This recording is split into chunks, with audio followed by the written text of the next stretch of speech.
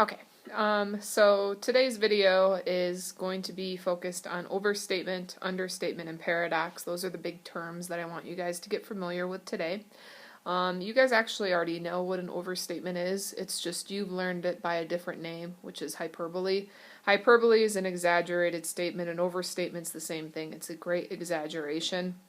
We probably won't see overstatements in these poems today, but it goes along with understatement, and also I just want to make sure you guys know that a hyperbole and an overstatement are pretty much the same thing, and you might see that term show up on the AP test instead of hyperbole. It kind of goes back and forth, and part of it's just because the English language is never simple, and English always likes to create lots of different words to create one meaning or one identity. So hyperbole is an overstatement. It's the same thing.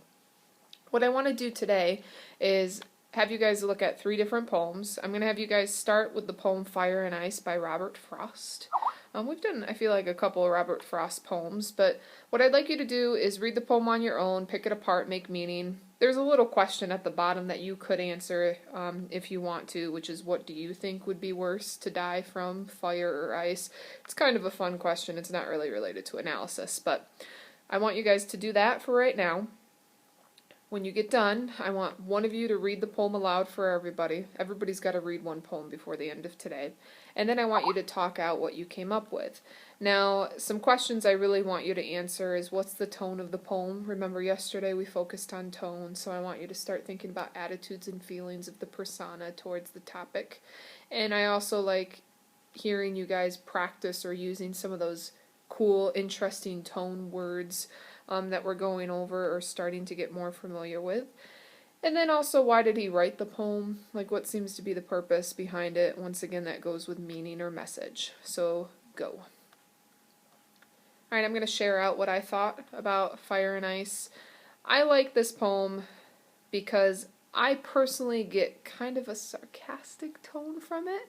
So you might not have seen the same thing as I did, but I think what Frost is doing is he's hitting on one of the most common debates of all time. How's the world going to end? What's going to happen? How's the apocalypse going to hit us? And so he talks about fire and ice being the two, options for our demise.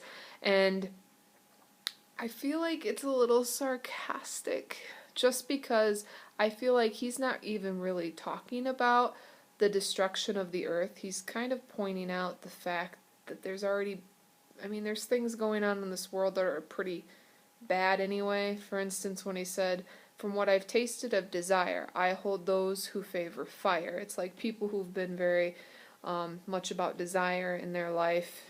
That kind of relates to the fire motif a little bit. And then he said, "If I were to perish twice, I think I know enough of hate to say that it's the destruction of ice that would be great and would suffice."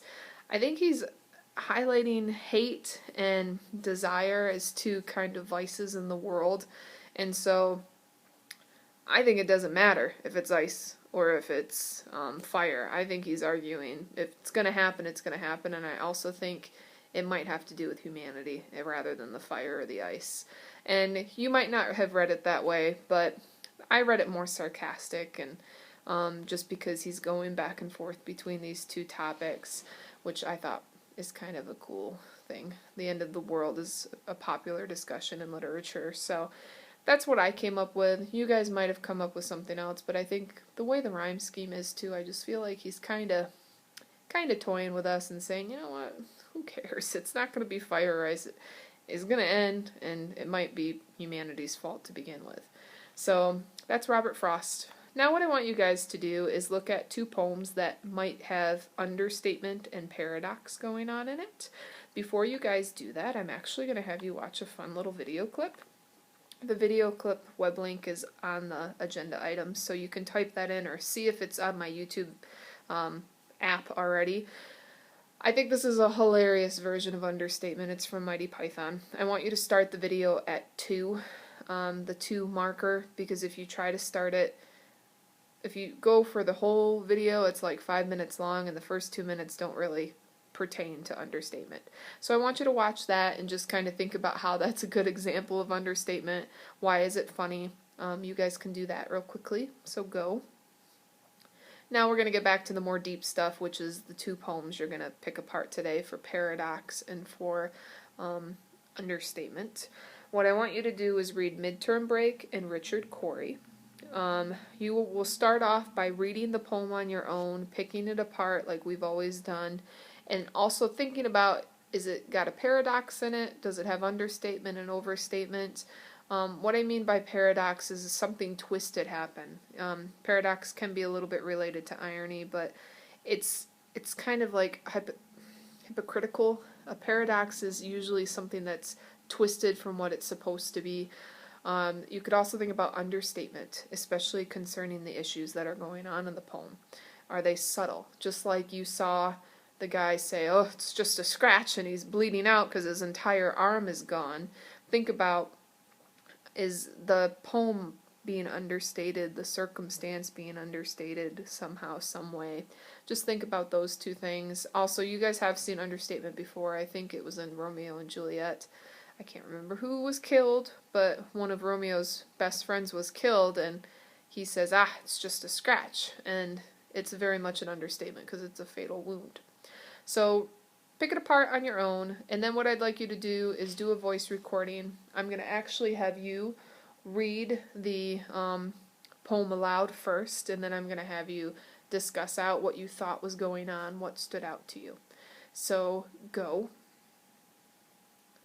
Alright, my turn to talk about Midterm Break. Once again, one of my favorite poems, but actually I love this author.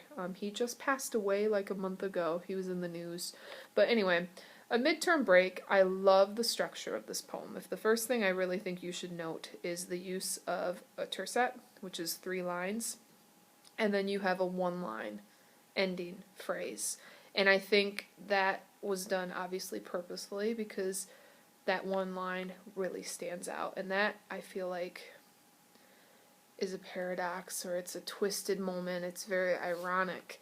Another couple of things that stand out to me is I feel like this is very understated by the persona.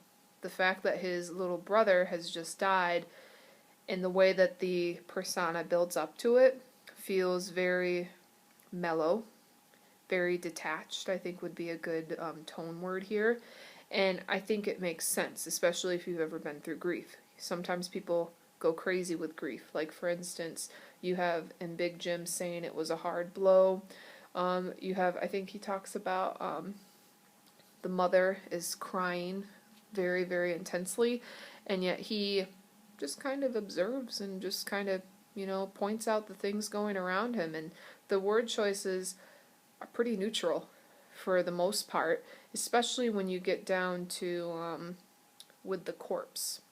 Now, a corpse can be a negative word, but I think that use of corpse is very detached. It's very kind of like medical almost, and it's just staunched and bandaged by the nurses. I mean, it's not the ambulance arrived with my brother, with my baby brother, with, his tiny body. It's corpse. I think that word choice is very interesting.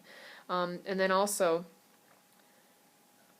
I like what's going on here, and this last one. If you read critically, you can figure out how the little boy died. He was hit by a car, and actually, true story is Seamus Heaney did lose a sibling due to a car accident, so this is a personal experience poem. And like I said, I think it's an understatement. Now, before you guys leave today, you're going to have to pick one of these poems, and you're going to have to tell me why. Is the author using an understatement? I'm not going to say why. I want you to tell me. Why is he acting so calm and collect here? And what is going on with this kind of, conflicted ending? And I can't think of anything else, but I just think this is a really cool poem, especially with the different images that come out, both images of people as well as images of snowdrop and candles through the bedside. So, very interesting poem. Repeat the same procedure, but this time you're doing it with Richard Cory. Now, this poem might look and feel familiar for English 4 kids because we did this with The Great Gatsby. So, read it, pick it apart, annotate it, Then I want you to do a voice recording, somebody read it aloud, discuss out what you're noticing, and do you see any paradox or understatement or overstatement? So go.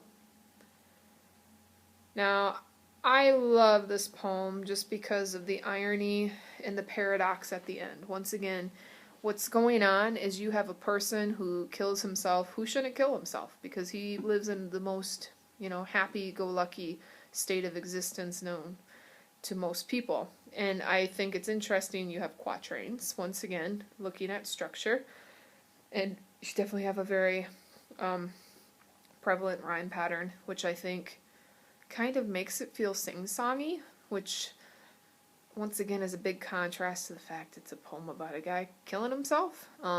So it kind of reads like a fable or like this little parable about, this really awesome guy, and then bam, the poet hits you right at the end with this like, oh yeah, he put a bullet in his head. I guess he wasn't so happy.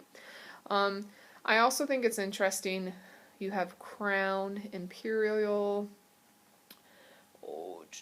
glittered, rich, richer than a king. I mean, his status is propelled even more to just being a really good standing rich guy in the society. He's like a king, and like all these people, all these subjects look up to him for advice and for envy, and yet at the very end in that last quatrain you learn that on one calm summer night he went home and took his own life. And I think you have really great juxtaposition and contrast there.